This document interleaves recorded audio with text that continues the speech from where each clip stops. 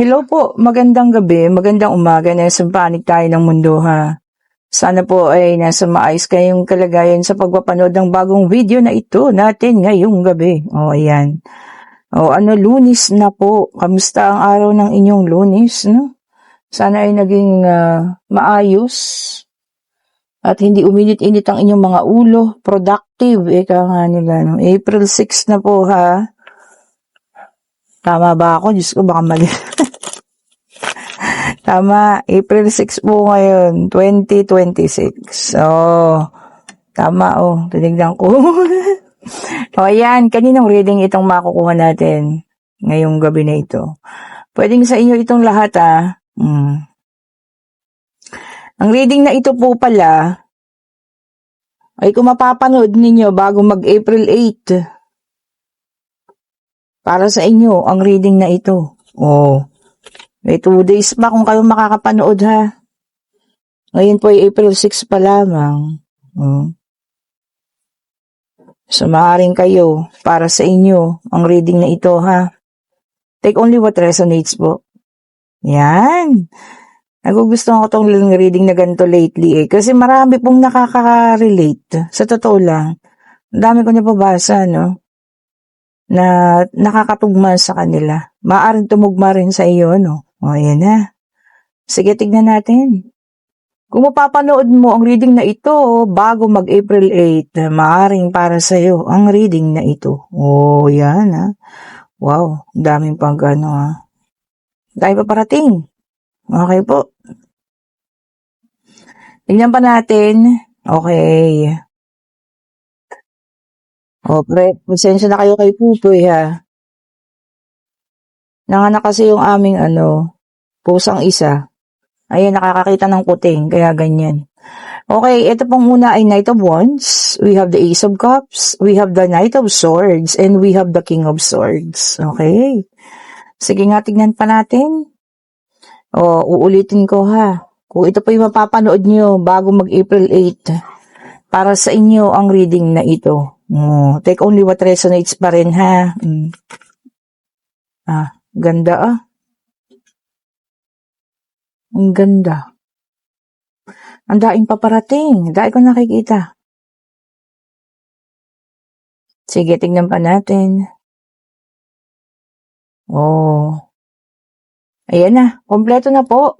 Meron tayo dito 2 of Cups. We have the Strength, Ace of Wands, and we have Pentacles. So, kompleto na ang 4 spread card reading. Okay, no?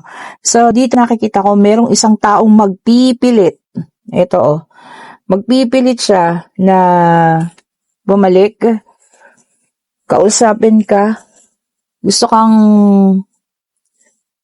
kausapin yung mahina bago ang araw ng April 8. Yan. So, gusto kanya makausap. Marami siyang gustong sabihin sa'yo. May mga ipapaliwanag. Maaring susubukan muli na makipagbalikan sa'yo ha, ang taong ito. Ayan So, lagi ko naman kayong sinasabihin at binibilinan, di ba? Kung ano man ang maging desisyon ninyo, kayo at kayo pa rin po naman na makakapag-desisyon yan, hindi po ba?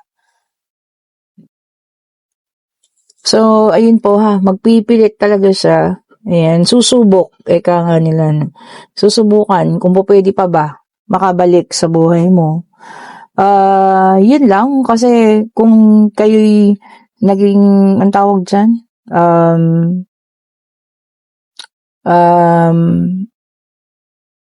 parte ng hindi magagandang pangyayari at sa iyong dahilan at susubok muli at inyong pagbibigyan, isa lang ibig sabihin nun, di ba? Kayang-kaya niya kayo. At yung mga pangyayaring nakaraan na, pwede rin namang maulit.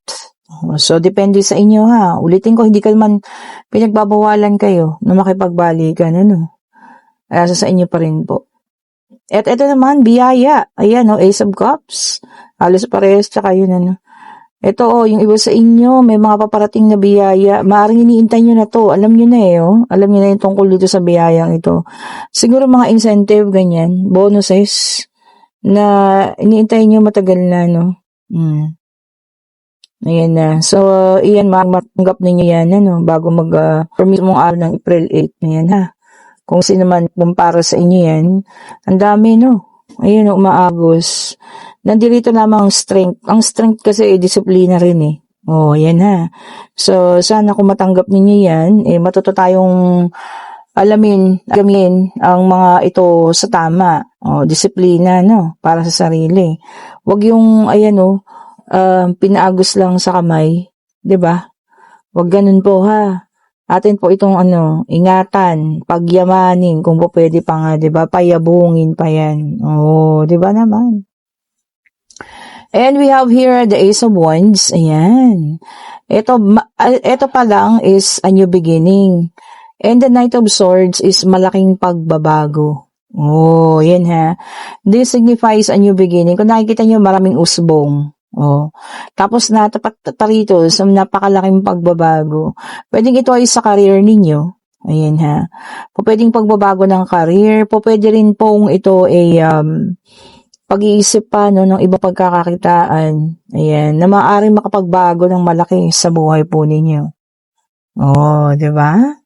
And we also have here the King of Swords. Ayan. Ang King of Swords, alam niyo naman, may katapangan yan. Whether, no gender specification na pwedeng lalaki, pwedeng babae, pwedeng LGBTQ. Ang ilan naman sa inyo ay matututo. Ayan.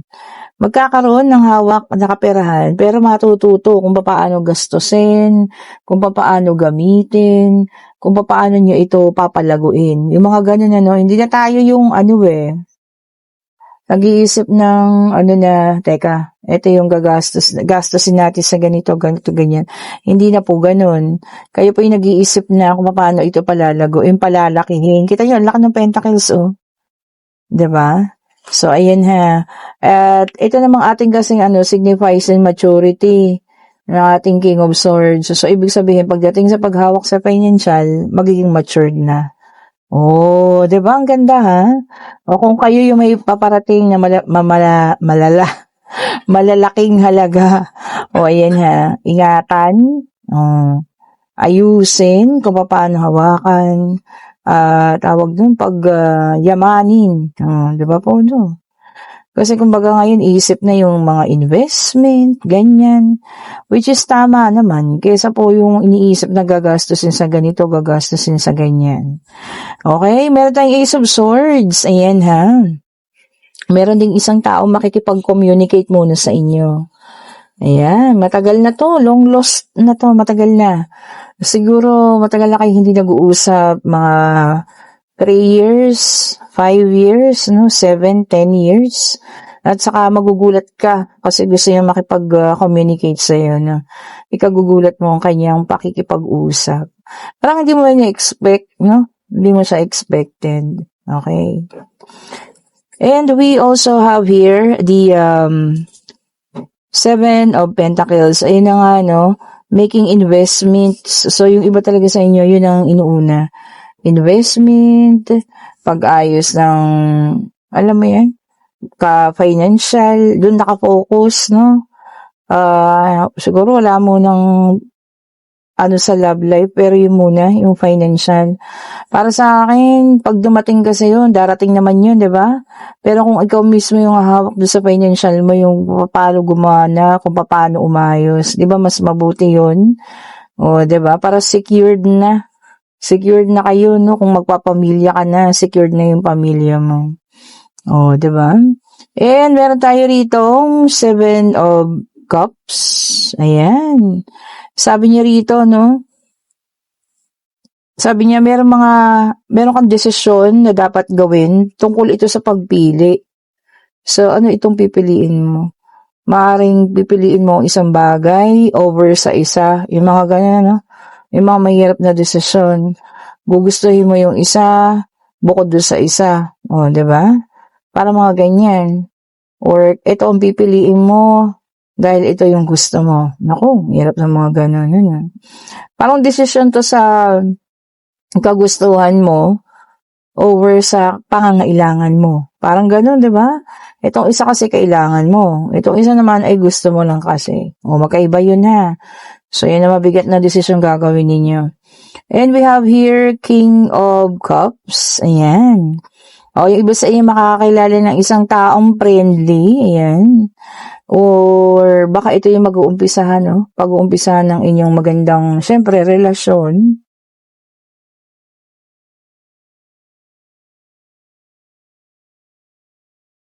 Yan. Friendly muna. O, tapos ayan, o, diba? Ngayon, ito na. Magiging mas malalim, ano? O, doon naman lahat nag-uumpisa, diba? Pagiging magkaibigan. So, bigyan natin ng chance, ano? Hindi yung tayo malulungkot na lamang. And, meron tayo rito, Six of Cups. Ayan. Alam niyo, meron talagang isang taong nais magbalik. Ayan ha. Doon pa rin siya tumatapat, oh. From the past, ito ha, sa nakaraan. Siguro ito rin yung taong hindi mo aakalain na kakausapin ka pa. Oh. Tapos yun yung maisip mo, no? After all these years, diba, no? Makikipag-usap para saan? Siguro, maaring hindi naging maganda yung kanilang pag-uusap or pakikipag-uusap. Pagsasama nung ipinalit sa'yo. Kumbaga, saka nakapag-isip-isip. Kaya iyan. Maaring susubukin ka kung tatanggapin mo pa. And meron tayong 7 of Wands. Ayan ha. Sabi niya rito, no? Holding your own. Ay, ang ganda nun ha. Kumbaga, kung ano yung meron ka, ilalaban mo. Hindi mo ito pakakawalan. Ano ba to? Emosyon ba to? Boyfriend ba to? Kasintahan? Asawa? Diba? Kumbaga, hanggang sa huli, ilalaban mo. No? Pero ang mahirap, mamaya, mag-isa ka na lamang lumalaban at hindi ka naman na inilalaban ng taong pinaglalaban mo. Puro laban na. No? Diba? Hindi, pero sa totoo lang po, no? Baka mag-isa ka na lamang. So, i-check nyo rin ha. Yun ang mahirap. Kasi gusto mo pang ilaban, pero siya ayaw na. And we have here the 4 of Wands. Ayan. Meron pong get together ang family, no? Ayan, maganda. Spend quality time. Siguro kasi may holiday na naman na parating. Itong April 9, di ba? Holiday yan. Araw ng kagitingan. O baka may mga get together ha. Mag-ingat, lalo na kung kayo mga magsaswimming. Ayan, makwento ko lang, para kayo pumunta kami doon sa garage. Diyos ko, hindi kami nakapasok. So, napakadaming tao. Kasi nga po, libre yun. Ilog po yun eh. Pero napakadami pong tao. Di nung kami pabalik na, alabas na kami ng Norsagaran. Ito na po ang mga ambulansya. Ibig sabihin, may mga nalunod na. Kaya kayo mag-ingat ha. Ingat-ingat po tayo ha. Ingat po kayo. And we have here the 9 of Wands. Ayan. Sabi niya rito, persistence or pagpupursige. Kakailanganin mo raw kasi meron kang ninanais talaga. Kumbaga, ang dami mo ng pinagdaanan, pagsubok, kung ano man yung mga iba pang pinagdaanan na yan. Pero alam mo yun, pagpupursige ang magpapanalo sa'yo sa labang ito. Gusto niyo yun? Eto pa. Ulitin ko ha, ang reading na ito ay maaring sa iyo kung mapapanood mo ito bago mag-April 8, 2026. Yan, napakadaming kaganapan. Take only what resonates po ha. Ito na tayo sa pangatlong card. Sige, tignan natin ha. Tignan pa natin. Ayun na And we have here the King of Swords, Air Sign, Gemini, Libra, and Aquarius. Ayan. Sabi niya rito, manipulating. Or manipulation. Huwag kayong magpadala. Baka merong isang tao na, alam mo yan, maraming isusulo-sulo sa'yo, gano'n, gusto kang i-manipulate, kasi gusto ka rin mapakinabangan. Naku po! Iwasan nyo ang taong ganyan, ha? Hindi yan makakabuti sa inyo. And we also have here 7 of Pentacles, Earth sign naman, Taurus, Virgo, and Capricorn. Ayan. Sabi niya rito, rewards. Ang iba yung makakatanggap ng rewards, ha? Pwedeng galing sa kumpanya, pwedeng dahil sa komunidad, kabutihan mo, kagalingan mo, pagiging isa mong mabuting tao. Ayan, ha? May rewards daw po na paparating. Congratulations, no, kung ito ay tungkol maganda sana kung financial, di ba? Kaperahan. And we have here the devil, earth sign. Ayan. Sabi niya rito, no, yung iba sa inyo naka-reverse naman ito. Sabi niya, control, restoring control. So, ikaw na. Hindi ka na padadala, no, sa mga sabi-sabi ng ibang tao, kundi ikaw na mismo ang magdidesisyon. Wala nang makakapapigil pa sa'yo. Desisyon mo yung mamamayani. Eka nga. Siguro tama lang naman. Lalo na kung nasa edad ka na, di ba? And we have here the Four of Swords, air sign. Ayan ha. Gemini, Libra, and Aquarius. So, meron tayong air, earth, air ulit. Wala pa si water and fire. Sabi ito, no, renewal. Or yung iba sa inyo, may retreat. Ayan ha. Although kakatapos ng semana, pwede naman. Yung mga magre-retreat dyan, ano. Something to do with your faith, with your church. Ayan ha. Kung ano man po yan. Or parang gusto lang ng peaceful na kapaligiran. Diba? Karaniwan naman ng retreat, mga ganun. Tahimik, diba? May katahimikan. And we have here the Eight of Cups, water sign naman ito, no? Cancer, Scorpio, and Pisces. Naku, may disappointment. Naku, kanino kaya? Sa tao ba ito? Sa relasyon ninyo? Sa mga kasamaan sa bahay, kaibigan, kamag-anak? Basta meron daw pong disappointment, ha? Kung kanino ba kayo madidisappoint. We have the Knight of Cups, water sign, Cancer, Scorpio, and Pisces. Pareha, so disappointment din. Ayan ha. And jealousy. Naku, may kasamang pagsiselos. Ayan. Naku, ang selos, alam nyo na, yan ang kinauugatan ng matinding away. Pero kung minsan, may basehan din naman. Kaya nararamdaman ng isang tao yan. Diba? We also have here King of Cups, water sign na naka-reverse, ha? Naka-reverse naman ito, no? Sabi niya rito, no?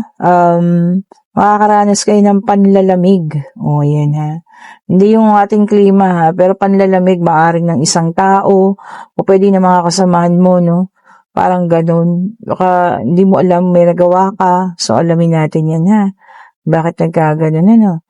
Or minsan wala ka namang ginagawa, pero pinagtitripan ka lang. Di ba po, no? Kung sa iyong boyfriend naman, o girlfriend, or karelasyon, syempre, pag nanlamig, alam mo na yun. Sa iba na nag-iinit. Di ba po? Totoo naman. Sa totoo lang, ha? Especially kung wala ka naisip, no? Na iyong nagawang mali. And we have here the world, earth sign. Okay? Taurus, Virgo, and Capricorn. Sabi niya dito, celebration. Yung iba sa inyo may mga celebration pupuntahan, ha? Siyempre, mag-ingat. Sabi ko nga, palagi, mag-enjoy. Siyempre, celebration yan, eh. Pwedeng birthday, binyagan, fiesta. Yan, nauuso na naman ng mga fiesta, no? Pamayo na naman. At kung ano man, itong celebration na inyong pupuntahan, ha? Mag-ingat po kayo. Ayan, so may mga katanungan. Pwede na kayong magtanong. Answerable by yes or no, ha? Pag-ibig, pangyayari, financial, kung ano man. Answerable by yes or no. Ulitin ko. Eto na. Tanong natin. Divine Universe. Ibigay mong kasagutan sa... ito na. Naku, sa ngayon po ay no pa ang sagot. Ayan, ha. At meron din dito, no, yung makakaranas ng medyo kagipitan. Kung sino man sa inyo, ha. Ako yata yun. Di ba po? Ayan, ha. Ang sagot po ay no. Ayan. Take only what resonates, ha. Ulitin ko kung mapapanood yung reading na to bago mag-April 8 sa inyo po o maaaring para sa inyo ang reading na to. Pero take only what resonates pa rin, ha. Thank you so much po for watching. Have a great evening. And sa lahat po ng gusto ng ating mga bracelet, ayan sila. Kagaganda, no? Itong mga sample. Ayan po, ha. Kayo po yung mag-chat na. Talungin ninyo ako kung ano yung nararapat sa inyo, no? Kung ano yung gusto talaga ng puso ninyo. Pwedeng pangontra, pwedeng pampaswerte sa kaperahan, pwedeng sa health. Ang recommended ko sa health is syempre amethyst. Lalo na itong mga amethyst natin, this is original amethyst po, ha. Hindi tayo nagtitinda ng mga fake or or yung mga na madaling nagbabakbak, mga ganyan. Hindi po. Kung gusto niyo rin ng pabango, nandiyan natin yung mga pabango. At kung gusto niyo ng private reading para sa Friday, kayo po ay mag-chat na. O, ayan ha, mag-chat na po kayo para mabigyan ko kayo ng schedule kasi as early as today, hindi kahapon pa nga, no, meron na po mga nagpapaschedule. Ayan sila mga madam from the US, yung mga nasa Europe. Hello ma'am sa inyo. Yung mga nasa Saudi, no. Wala, global na tayo. Thank you so much po ha sa inyong pag-subaybay. At malapit na tayo mag 20,000 subscribers. Ulitin ko ha.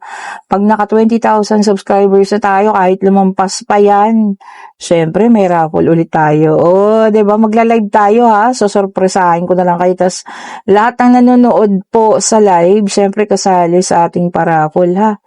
Okay po. Thank you so much po ulit for watching. Stay safe po sa lahat ha. Bye-bye po sa inyo. Bye-bye.